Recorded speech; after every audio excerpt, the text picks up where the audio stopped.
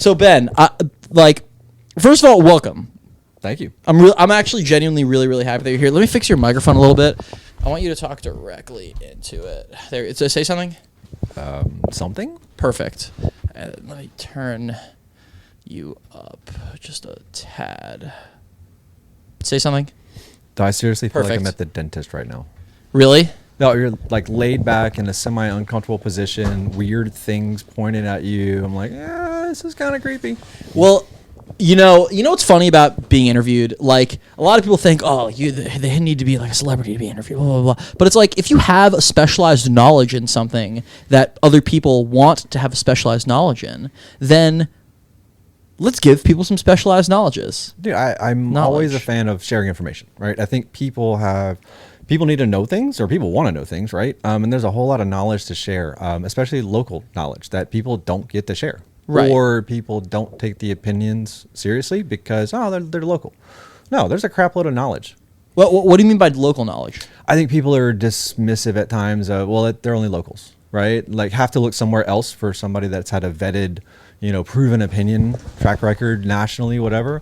That makes probably a whole lot of not sense right now. But seriously, there's, it gives credence to the words. Whereas I think people should look for people who are knowledgeable and want to share the information that they have. Right. And so with that being said, I want to explain how we met. So I found your Instagram, or it doesn't matter who followed each other first. I don't care. I saw your Instagram, and I saw that you had all of this production equipment, and you have these videos of you making music, and you have these videos of you like DJing. And I look at you, and it's like, you're not clout chasing. Clearly, you're in it for the music. So I DM'd you. I'm like, hey man, I have music production goals. I would love to talk to you about them. Cool. We had maybe a 5-minute conversation, and then 2 weeks later, I'm in your studio. Yep. Yeah. And the cool thing about you is, like, and this is a very tangibly cool thing, so much cool shit about music production. Thank you. Thank you for the compliment, and also thank you for reaching out, because it's one of those, my fiance will very vividly tell the story that it was very early in the morning. I got the message on Instagram. I'm like, there's this guy who wants to like hang out and like produce music, and then boom, my phone rings, and it's you. And I'm like, I just messaged him on Instagram, and he's already calling. And it was a very natural, free-flowing conversation. And it was like, I could tell you were genuinely passionate about music. You wanted to learn. You wanted to do some things. You had some stuff going. And I was like, yes, please come over. Let's hang out and do fun things with music. Because for me, that's what it is. It's fun things with my passion project, right? I've been a musician since I was a little kid.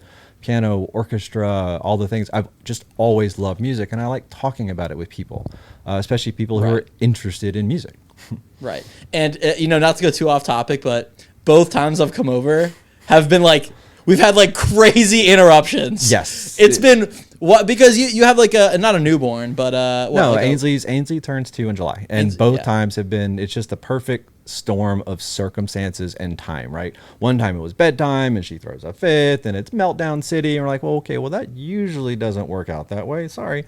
And another time it was miscommunicated, but there's always something. Well, no. So the first time I came over, Ainsley was like having a fit, and it was like, wah, and like, you had to go and be dad, which is totally understandable. And then the second time was work stuff.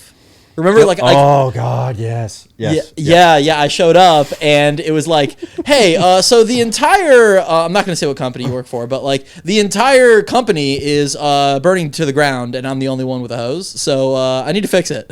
Clarification, it was a tech hose, and it was tech burning to the ground, but yes, life happens sometimes, right? And that's actually one of a mantra of mine is, life happens, right? Let's move around it, let's fix it and move on and whatever. So I'm glad that we have a really nice take 3. We're going to have to get in for a take 4 back in the production studio. Oh yes. Yeah, 100%. And on my own, I've been able to, I released my first song, which is great. Congratulations. On SoundCloud. It's called Joey.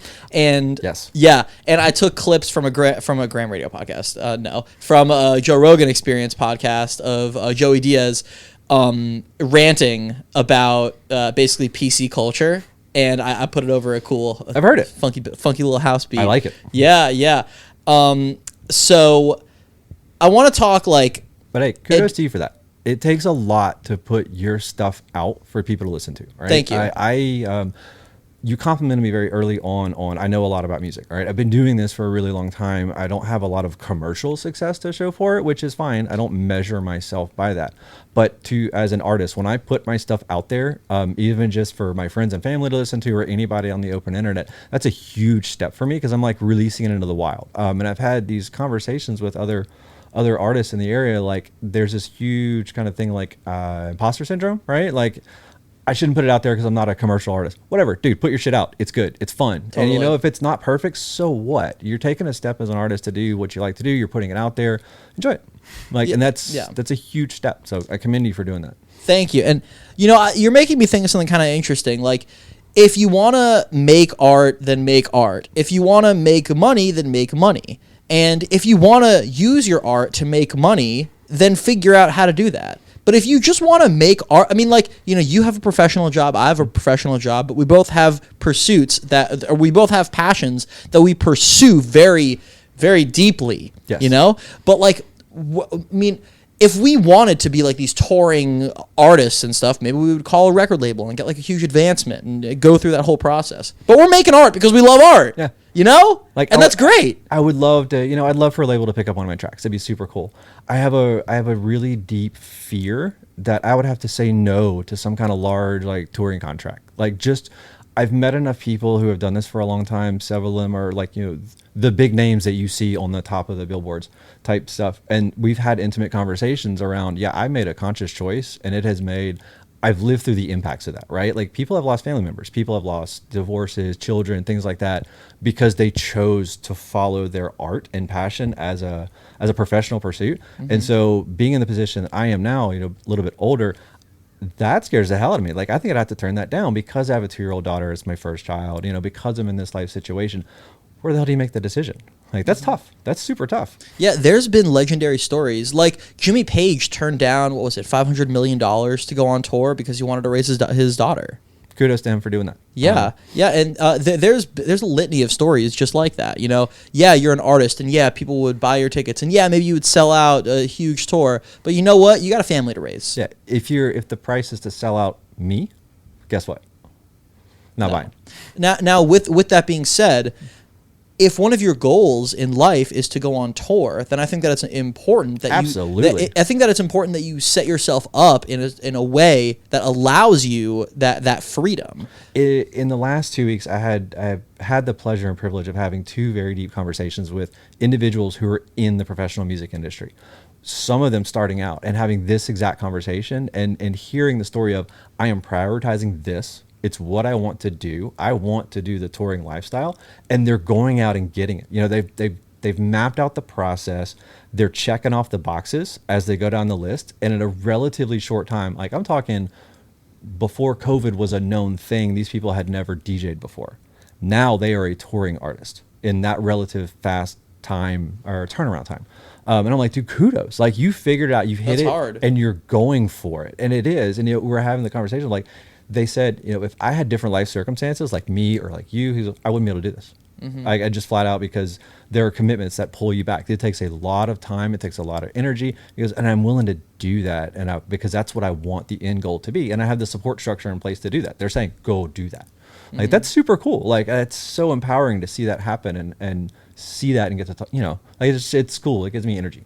Yeah, no, it is cool. I mean, they're lucky. They have their life set up in such a way that they can go on tour, you know? So I want to pivot a little bit. I want to talk about just, you know, a new DJ, maybe someone who wants to get into production. Maybe they have like a little bit of experience, but not a lot. What advice would you give someone who's just getting into music production? Do something. Literally, sit down in front of your computer and do something, right? Download a DAW. You can get a bunch of free stuff, right? You can work the angles. Talk more to the mic. You can get a bunch of free stuff, right? You can go download something, right? You can get a 3-month trial of Ableton out of the box, the full Ableton suite. Just try it. You will find it's in a massive ocean of information to dive into, but if it's for you, you will be driven to go do it further. There's a wealth of information out there for free. You know, YouTube videos. I mean, that's truth be told, that's how I learned how to produce music.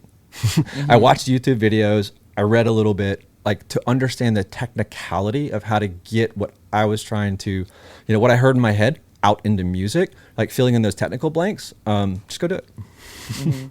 And so when you say do something, what you're saying is sit in front of your computer, download a DAW, whether it's Ableton, Logic, whatever, and just start watching YouTube videos and teach yourself how to make music. I would say, yes, do something, but also with a little bit of structure in mind, right? So one of the production techniques that I've learned that's really helped me get to the finish line on tracks is when you're like you have an idea, you've got a 16 bar loop, you've got a little jam thing going, is to get to a point where you can export it, right?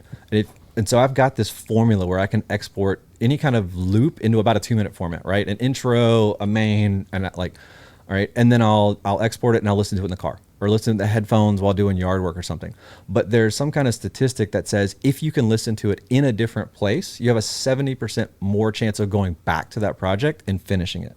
And it's worked wonders for me. So I'd say do something, but do something with a goal in mind. Like I'm going to download a DAW this week. What does that mean if you can listen to it in a different place? So you have Ableton or you have a DAW in front of you, yes. Right? Have you ever like exported it and then gone for a walk around your place and listened to it in headphones?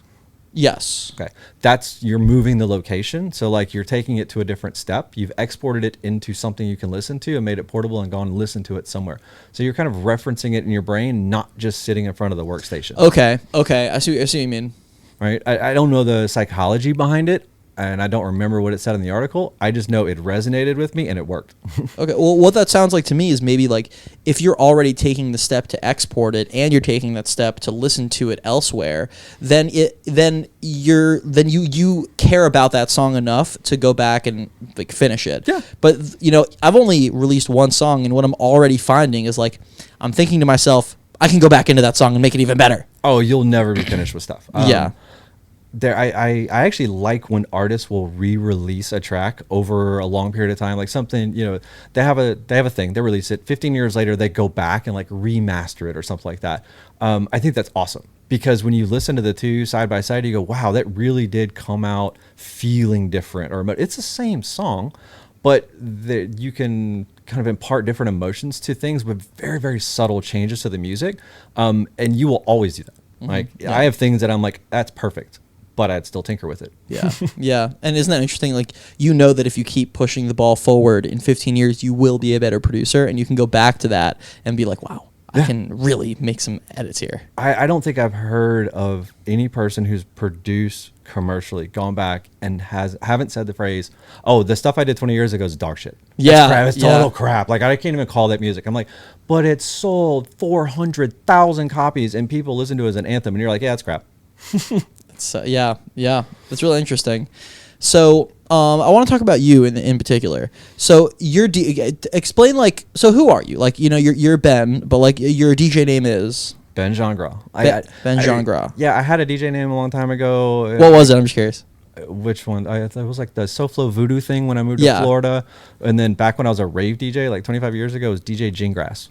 DJ Gingras. Nobody can say my last name correctly, and so say it again.